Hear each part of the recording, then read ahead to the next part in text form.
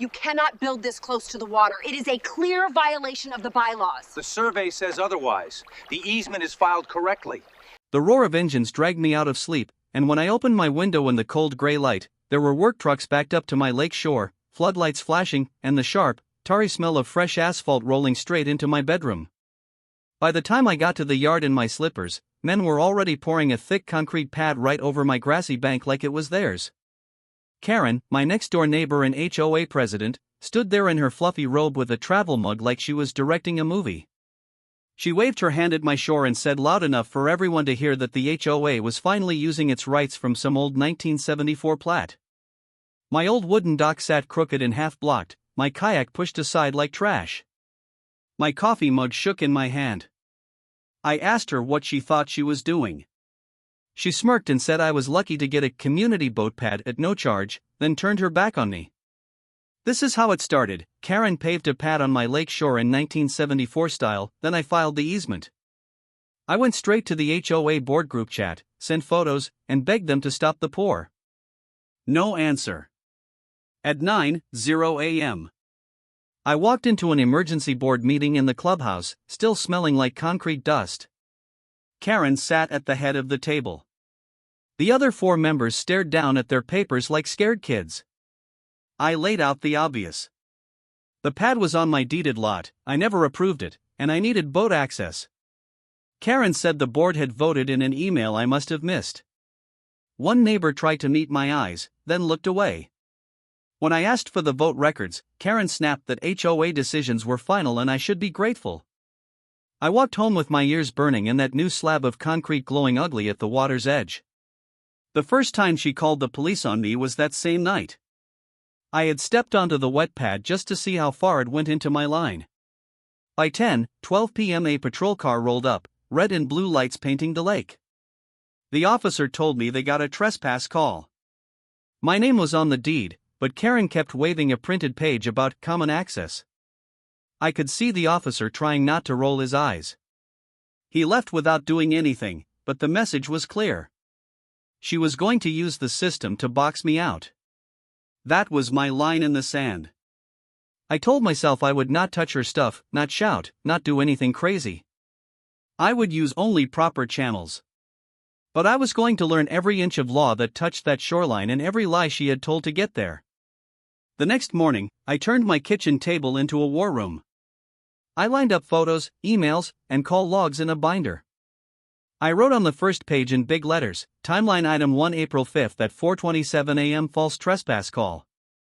By the end of the week, that list had 11 separate complaints Karen had made about me, all for just walking near the water or standing on my own grass. I could still hear the officer who came out on the third call saying under his breath that patterns of false reports can be prosecuted. That stuck in my head. While Karen strutted up and down that new pad, bragging that it cost $5,800 of well-spent HOA funds, I was at my laptop looking up county maps, old plat books, and riparian rules in simple language I could actually understand. Then came the public records moment.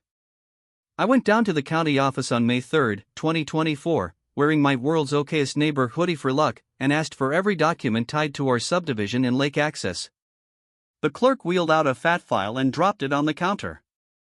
The sound echoed. The file landed with 63 pages. Right there, on a yellowed survey from 1974, I saw it, a narrow strip along the shore marked as a public access easement, reserved for all lot owners, running exactly where Karen's pad now sat. It wasn't an HOA private project. It was shared lake access that had been ignored for decades. And under state law, if an easement is public, one owner can't build a permanent structure that blocks others. The clerk showed me a simple form.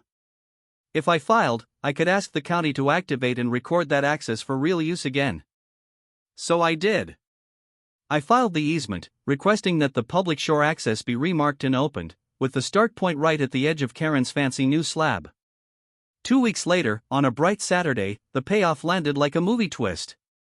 I was raking leaves when a county truck pulled up, followed by a city inspector and the same officer who had gotten all those calls from Karen. Neighbors started drifting out, phones already in their hands. The inspector walked straight to Karen's pad, measured from the stake lines, and shook his head. He explained, calmly, that the pad sat squarely on a recorded public easement and also violated the required natural buffer from the lake. The officer pulled out a small notebook with my timeline and her call history. He read off my line, timeline item 1 April 5th at 4:27 a.m. false trespass call. The crowd actually laughed. Karen's face went bright red. The inspector posted a bright orange notice on a pole stuck right into her precious slab, public shore access, obstruction to be removed. I will never forget the moment the inspector turned and told all of us, loud and clear, that the easement meant any resident could walk down that path to reach the water and that Karen's structure had to be taken out at her expense within 30 days or she would face daily fines. Cameras zoomed in. Kids whispered. One neighbor muttered that this was the best HOA meeting he'd ever attended and he wasn't even in a meeting.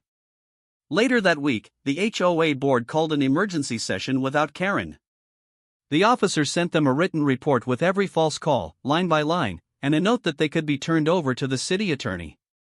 Patterns of false reports can be prosecuted. The board voted to censure Karen, remove her as president, and bar her from using HOA funds without a second signature ever again. The aftermath felt slow and kind of beautiful. Over the next month, a crew jackhammered the pad out while half the street watched from lawn chairs, sipping iced coffee. Karen had to pay the bill herself. The HOA refunded the residents over her secret spending, $23.50 each, which wasn't much, but it felt like a tiny trophy. The county came back and set up a small gravel path and a shared dock where my crooked one had been. Now kids from 3 different houses come down to fish together at sunset. One little boy from across the street thanked me for getting our lake back, and I had to turn away so he wouldn't see me tear up. Karen still lives next door, but she walks the long way around, and no one jumps when she clears her throat anymore. The easement is there in black and white now, and so is every lie she told to try and erase me from my own shore. Please follow for more HOA showdowns like this. Do you think she got what she deserves? Comment below.